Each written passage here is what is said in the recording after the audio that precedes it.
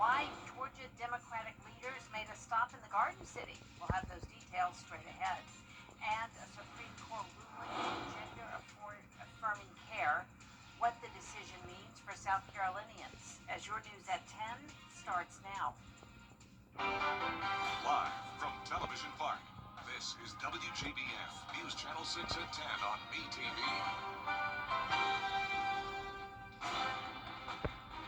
Good evening, everyone. I'm Jenny Montgomery. Thank you for joining us. Coverage you can count on begins with the Georgia House Democratic Caucus. It is time now for a first check of the weather. For that, let's turn to meteorologist Miller Hyatt. Jenny, was another hot day today. We mostly stayed dry. And as we look at Live Viper 6, we are looking at some storms pushing into Emmanuel County right now, but the rest of us are sitting nice and dry.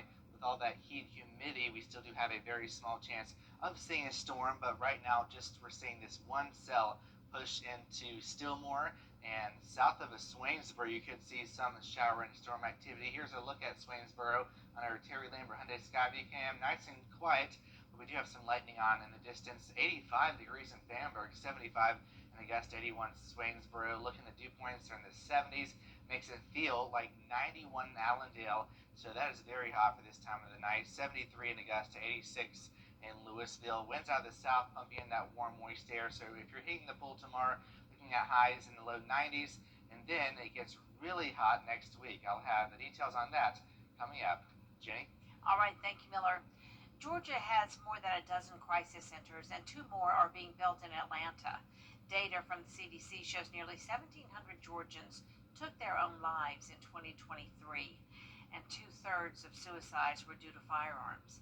The Suicide Crisis Hotline receives 20,000 calls a month alone, and 10% of those calls are from children under age 18. Talk to your child. Let your child know that it's okay not to be okay. Encourage your child to be open and talk about their concerns, their troubles. And I also think it's important that we let our children know about 988 and that resource, so that if they don't feel comfortable talking to a parent or a loved one, they know that they can reach out completely anonymous, text, chat to 988 24 hours a day. You can also call or text the 988 Suicide Prevention Hotline at any time if you need to talk to a mental health professional. The National Action Network of the CSRA is preparing for its annual Juneteenth parade. The event brings out marchers, walkers, and floats. The parade is planned and commemorates the final group of slaves who learned about their freedom back in 1865. It's Saturday in downtown Augusta. This will start at 11 a.m. from the James Brown Arena parking lot, and we will parade through the downtown area. We'll turn left on Green Street. We go down to 10th, then we'll turn right on 10th Street and go to Reynolds Street, and we'll go down from Reynolds to 7th Street and come back to the James Brown Arena parking lot. And that's the route that we'll take, and we're praying that the community will come out and line the streets to celebrate with us. Families, organizations, churches, and businesses are encouraged to be in the parade. If you're interested, we have a link to sign up on our website, WJBF.com. The Bamberg County NAACP will also hold a celebration tomorrow. It's at the Bamberg Veterans Memorial Park in Bamberg from 11 a.m. until 3 p.m. You need to bring your own lawn chairs and umbrellas. Hurricane cleanup continues at North Augusta's Living History Park. City leaders, you'll remember, just reopened Creighton Park yesterday after it suffered storm damage. But there's still more work to do right across the street. Graham Lee reports. 1, 2, 3. Parents and kids are enjoying the new Creighton Park city leaders cut the ribbon for on Tuesday, but now they're hoping for another park to reopen right across the street. I am really sad to see that it is still closed down. I know that they probably faced a lot of damages, but if they could get that open, that's an awesome thing I think everyone should go to. This year is our Rogers Ordinary. Well, it was. Living History Park has been closed to the public for almost 9 months due to extensive damage from Hurricane Helene. Those who run the park say they're keeping public safety a top priority. We can't really let people in because the facilities are so damaged. Somebody might get hurt if they hung out around here. A structure on the edge of the property is still destroyed, and some buildings still have roof damage due to fallen trees. We had a lot of trees fell on this barn. So the water's been running down. It runs like a waterfall. While there's still work to do, some are hoping to see the park come back to life once again. I do hope it reopens soon. My fiance is moved down here, and I would love to be able to bring him to it because he hasn't been able to see it. The whole front's been moved, but if you look up there, you can see the window is skewed and the whole front has been pushed. This has been a lifetime of work for Lynn Thompson, me, and many other people have been 25 years working on this park, and to have it look like this is just... The goal is to open the park in time for the annual July 4th celebration. While they're working on those plans, they'll likely only have parts of the park open to visitors July 4th. It's going to feel like the dog days of summer next week with high temperatures near 97 degrees. I'll have details coming up. Missing out on life's moments. Can I?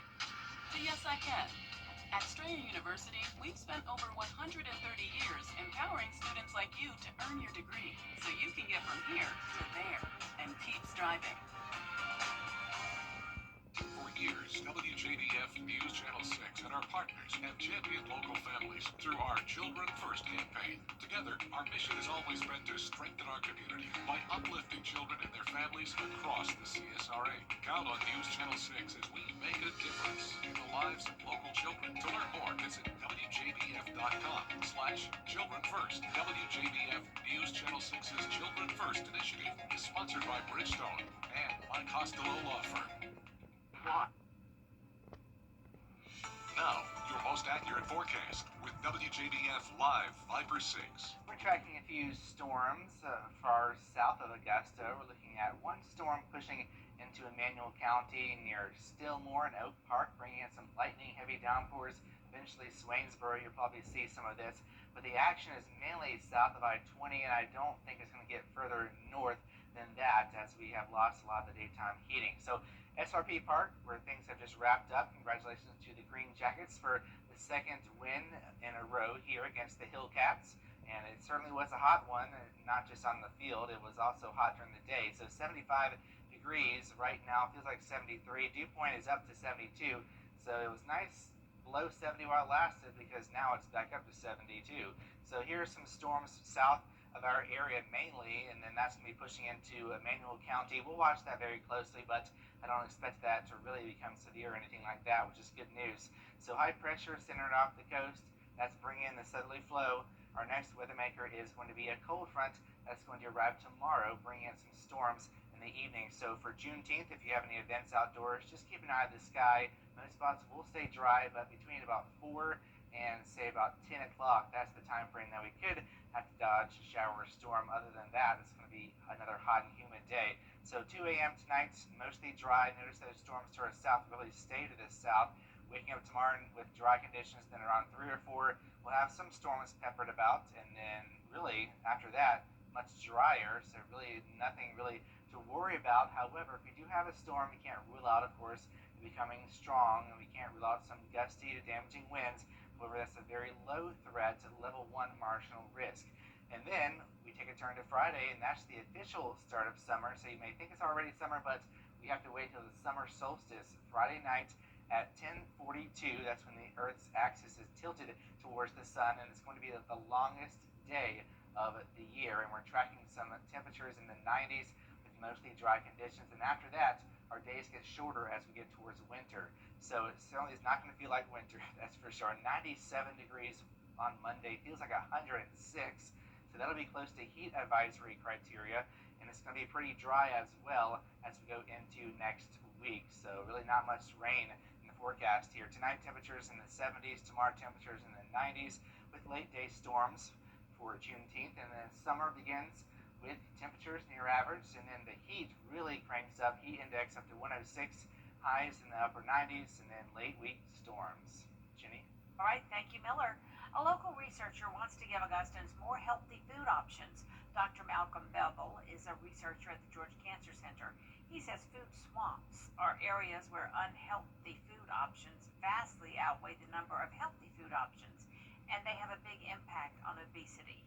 That's why he created a micro farm as a solution to help the community and to combat these food swamps. In the year that since we've had this micro farm, we've grown 402 pounds of viable food to grow. It's organic produce, so we can't say it's 100% certified organic for the state of Georgia, but it is organic in that the fact we don't add any pesticides or any harmful chemicals. Everything is organic that we add to the system, including organic nutrients and everything. Just a lot of love so that we can make sure to feed the community that we want to serve. Dr. Bevel is looking for more funding so he can expand his micro farm to feed more people in the community. Coming up, the latest on the congressional hearing on former President Joe Biden's health. You've got those details after the break.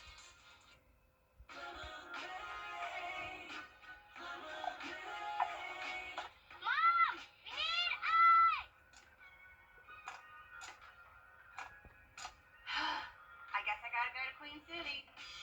Welcome to Queen City Home Store. With our price match guarantee and express delivery, we have exactly what you need when you need it. Queen City Home Store, your whole home destination. Thanks, Mom! Black excellence. Coming up, it is Sensory Night at SRP Park, and our very own chief meteorologist, Jenna Petracci, threw out the first pitch. Plus, stay tuned for game highlights in sports. John Stossel, how you been? Firm. Now, WJBF sports coverage you can count on. Well, the Augusta Green Jackets continued their homestand, hosting the Lynchburg Hillcats in their second game of the series. Now, not only was this sensory night, but our very own chief meteorologist, Jenna Petracci, she threw out the first pitch, and not too shabby. That looks like a fastball right down the middle. So great job to Jenna. Now, on to the game itself here in the second inning. Mason Guerra, he sends a chopper down to the third baseline. The infielder can't get to it, so that'll be a single for him. So then it's Douglas Gloff who singles on a sharp line drive into right field, and RBI to make it 1-0. Then it is Colin Burgess. He drills one into the left field gap for an RBI double. The Green Jackets, they take the 2-0 lead. And as they say in baseball, hitting is contagious. The Green Jackets put up 6 runs on 5 hits in the second inning, and they get the 9-4 victory. Now, the Vaughn Taylor Championship is in its 15th year of competition. Taylor's a 3-time PGA Tour winner and played at then Augusta State. Now, this year's field features 78 junior golfers from around the world, with 51 boys and 27 girls. Now, there are multiple CSRA golfers in the mix, including Augusta native Walker Gant, who is tied for 3rd place at 7 under. There is also Sarah Martin from Evans. She is tied for 9th place at 2 over. Now, the final round begins Thursday with a championship trophy ceremony at the end of play. Now, next Tuesday marks the final opportunity this month for 7-on-7 competition at Lakeside High School. Now, Greater Augusta Fellowship of Christian Athletes sponsors the 7-on-7 event at Lakeside High School in June. Now, we've already heard from Lakeside and Greenbrier's coaches, but among other teams in attendance were the ARC Musketeers and the Washington Wilkes. Now, both coaches, they're looking forward to their teams competing in the fall. Got a few seniors that are going to contribute for sure. So those guys got to be leaders. We'll have a ton of underclassmen on the field this year for Washington Wilkes, and I just want to see them compete and grow each week, practice after practice, week after week. Be together as one and not have to beat up on each other. Get out and stick together, go through some adversity, have some good reps, have some bad reps, and grow from those reps. That's the biggest thing. Now, again, the last session at Lakeside High School is June 27th. Then the Atlanta Braves taking on the New York Mets at Truist Park, hoping to grab their second consecutive win. And Marcell Ozuna, he hits the sacrifice fly to make it a 3-0 Braves lead. Then in the 4th inning, a wild pitch sends Ozzie Albies home. The Braves extend their lead, and they pick up the 5-0 win. That's it for sports. We'll be right back. The death of a loved one. Charles' new book will show you how he selects stocks that deliver high-performing results like these. Nothing like this has ever been written. And today is my free gift to you to help you seize the moment and capitalize on this unique window of opportunity. To get your free copy of Charles Payne's new book, Unbreakable Investor, text the word ME to 505-505 and just cover shipping. Text ME to 505-505 now. Text the word ME to 505-505 right now. And last but not least tonight, it is a reunion that's been months in the making.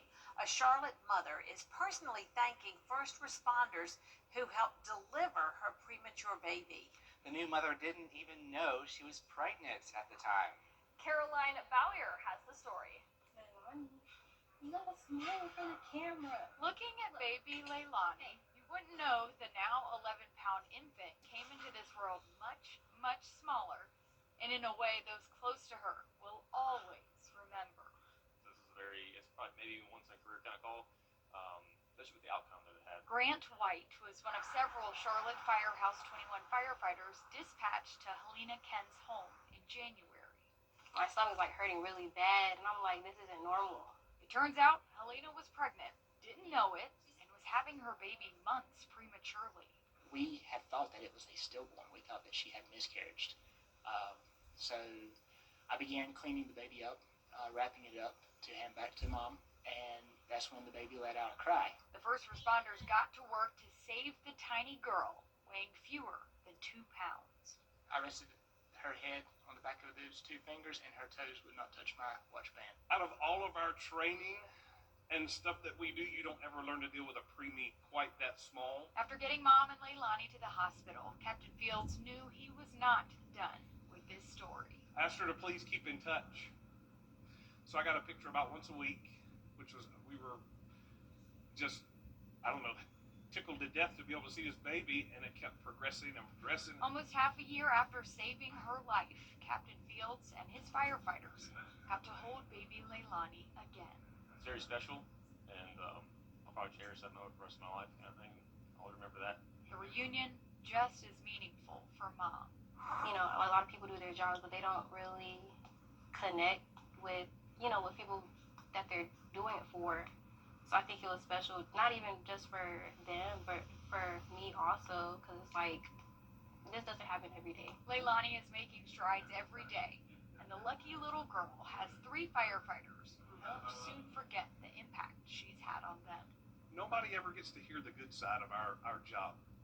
We always hear of the tragedy and the loss, and which that comes with the territory, but nobody ever gets to hear the happy endings. So we were excited that we actually had and have been a part of something that was that happy. Story. Oh, I love it. I love it. I could just cry. And she's so beautiful too. Oh my gosh, precious. And how sweet for those firefighters to be so invested in her little Yeah. life and so happy to hold her and see her grow. Oh my gosh. Yeah, very cute. Love it. Yeah, that's right. And now let's look at our forecast. We're looking at some hot temperatures, highs in the 90s. So it's just going to be the same story here as we go towards the weekend. Dangerously hot, in fact, Monday and Tuesday. Just stay hydrated. Heat index could approach 106 degrees. So definitely summertime is here. The news continues at the top of the hour on News Channel 6 at 11. Hogan's Heroes is next here on MeTV. Have a great night.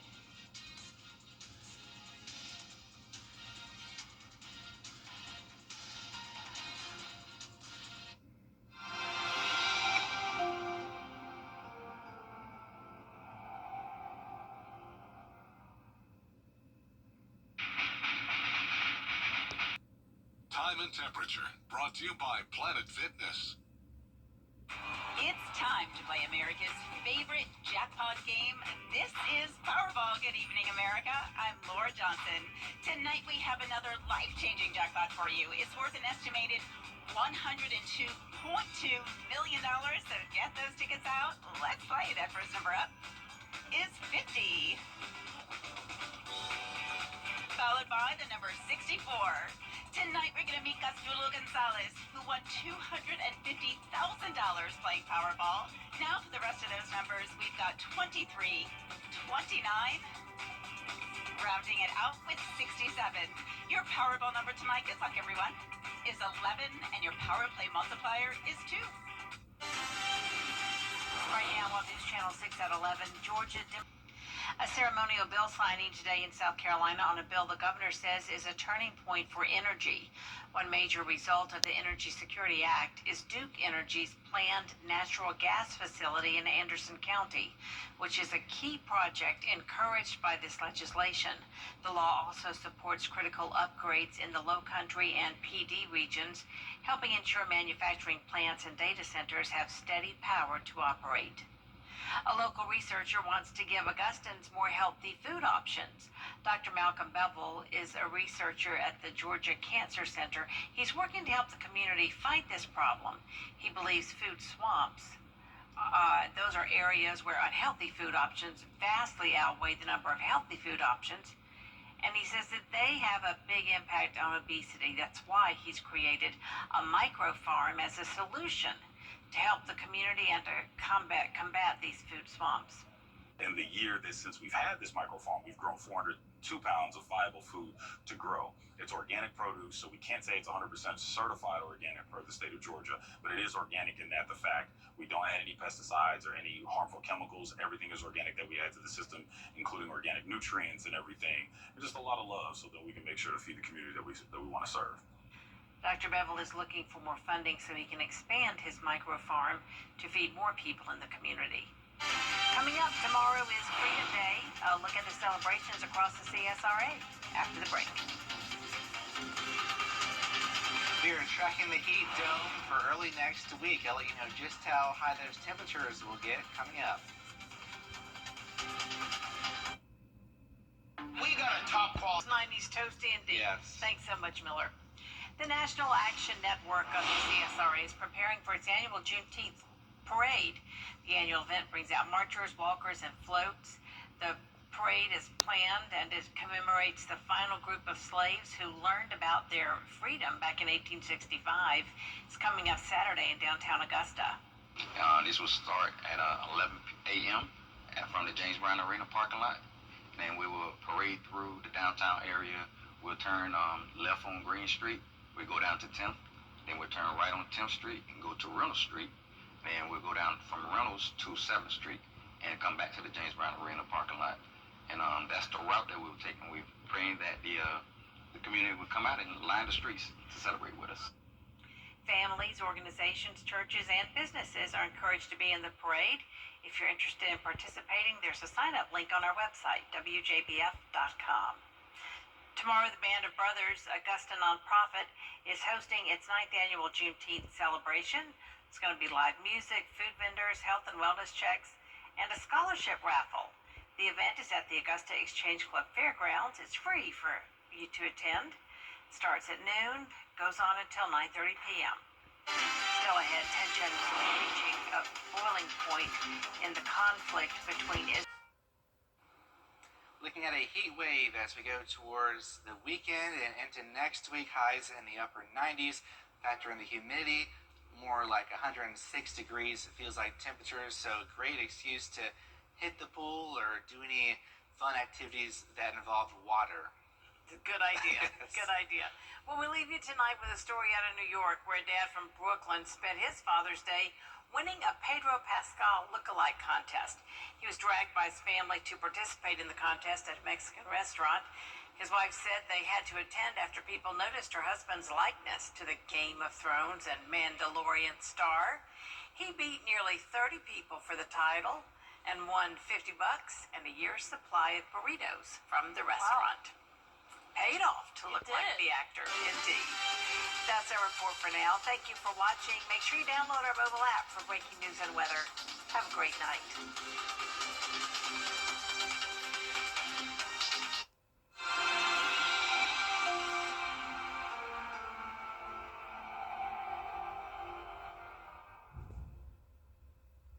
John Stoss